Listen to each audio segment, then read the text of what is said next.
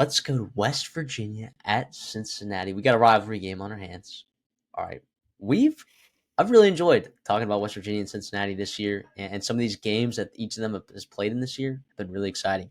You got quarterback changeup on the West Virginia side. Cincinnati playing pretty dang good football, right? From what I believe people thought initially. Not this show. This show, I believe you had them on your best bets on their over. Yeah, this is a really, really, really interesting game right here. You got a line, was it 4.5? Cincinnati minus 4.5. You can get some fives out there as well. Feels like a pretty big line, but you're in Cincinnati, right? You're not having to travel to West Virginia. You got two football teams that are going to try to run the ball, and we'll see like how these line of scrimmages. Both of them have been pretty physical so far this year. Who's going to come out on top? Absolutely. And we talked about earlier at the show in terms of the rivalry games we wanted to preview. And now I don't know necessarily if West Virginia or Cincinnati fans consider each other's rivals, but I do think going forward, it will be almost a manufactured rival because of the geography in the Big 12 that is, Cincinnati and West Virginia, how close they are to each other compared to the rest of the Big 12, but also their familiarity with each other, their commonalities coming back from the Big East. They played some big time games there, right? Brian Kelly, Pat White, all those guys, they played some big time games in the Big East there. I know West Virginia has historically dominated this rival. I think it's 17-3 or something along those lines. Very lopsided, but that was also pre the millennial, right? Pre 2000s. And since then, Cincinnati's been a lot more competitive and they're a favorite in this game. They're 4.5-point favorites, both teams off a bye week. I do think the interesting thing here, which I don't know if I would have said in the offseason, but dare I say there's a coaching edge here for Cincinnati? I know there's a quarterback edge. I love Swarsby. I know you do too. Is there a coaching edge for Satterfield over Neil Brown? Neil Brown's a defensive guy, if I'm not mistaken. Satterfield, offensive guy, right? That I feel better about Cincinnati off a bye and how well prepared they're going to be, how they can scheme things up, as opposed to West Virginia. Yes, but also Cincinnati's run defense has been a problem. Yeah. Pretty much all year, right? I thought that they might, they with the concern about, Corleone, like whether or not like he was going to be playing this season. That was a huge red flag for me in terms of like, how that run defense is going to perform.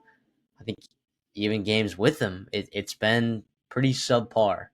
Right now, you got Mark Huell over there playing quarterback for West Virginia, who's a lot more consistent through the air than Garrett Green.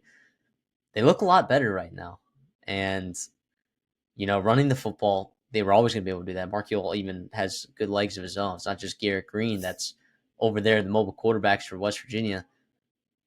Yeah, you got multiple running backs. They've been running the football well. They've kind of figured out that, hey, we're gonna have to run the football in order to have success in this league. And I don't know that Cincinnati is going to be able to stop that.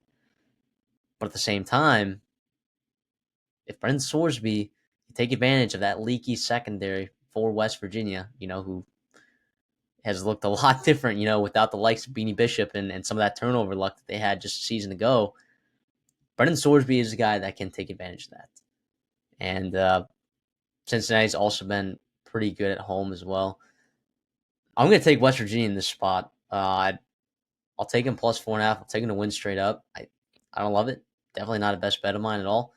If Cincinnati shows up at home and they get physical and they're able to stop, West Virginia early on, and they trust Brendan Sorsby through the air, and it's Brendan Sorsby, key thing he's got to do is take care of the football. He's done a pretty decent job of that all season, but in some games it's happened where he's allowed the games to be closer or maybe get away because of a key turnover here or there. Again, hasn't turned the ball over a ton this year, but it is something that has to be on your radar. Not that West Virginia's forced a lot of turnovers. I think they're -8, -9 in the turnover margin, -6 in the turnover margin this year. So they have not been great in terms of taking care of the football and finding ways to retrieve the football from other teams. So yeah, I'll take West Virginia plus 4.5 and then the win and not feel good about it. Yeah, I'll fade you here. I'm going to go Cincinnati here, -4.5. I don't love it for sure, but also I do think you mentioned that matchup of Sorsby and the wide receiver Cincinnati has and the leaky secondary that is there. Also, you don't really get great injury news with Jaden Bray still out. two defensive backs, Jaden or Aiden Garnes and Aubrey Burks, also out as well as Garrett Green is considered doubtful as well, which we thought Mark Yuli actually played really good football against Yeah, Arizona. He was super efficient. He hit some explosive plays. And that's kind of the bread and butter of this West Virginia team as it stands right now. It's like run the ball well with White Donaldson and be efficient, take care of the football through the air, and be able to hit on explosive plays when they're there. Mark Yuli did a great job, or Mark Yule did a great job last game, a couple weeks ago against Arizona in doing that. And he's going to have to do it again, I think, because I do think Cincinnati will commit to stopping the run.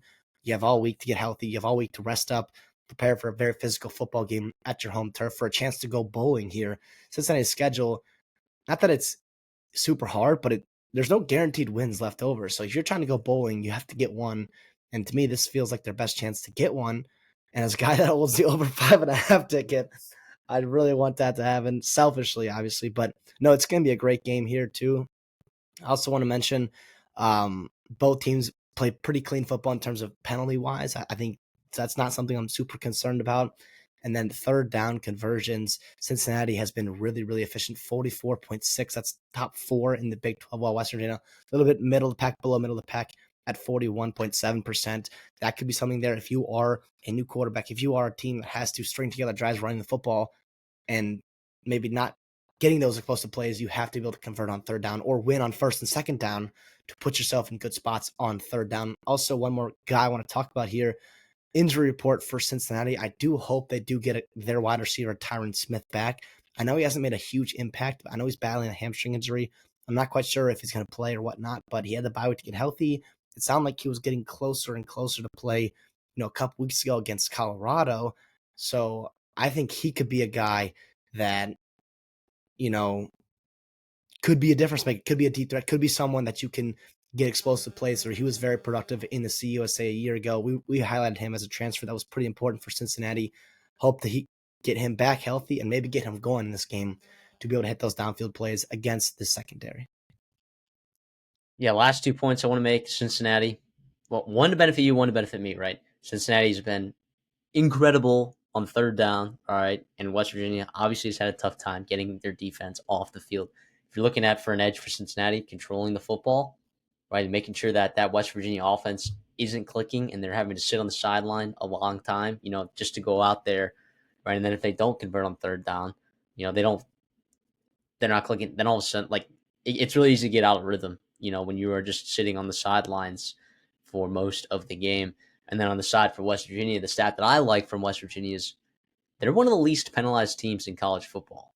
When you're going on the road, that's important, right? Getting any sort of edge that you can. Big noises, it's going to be a decent crowd at Nippert.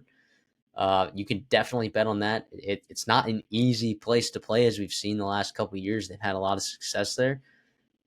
Limiting penalties, any way that you can find an edge, and that's something that West Virginia is going to need to continue to do in order to have success probably here on the road.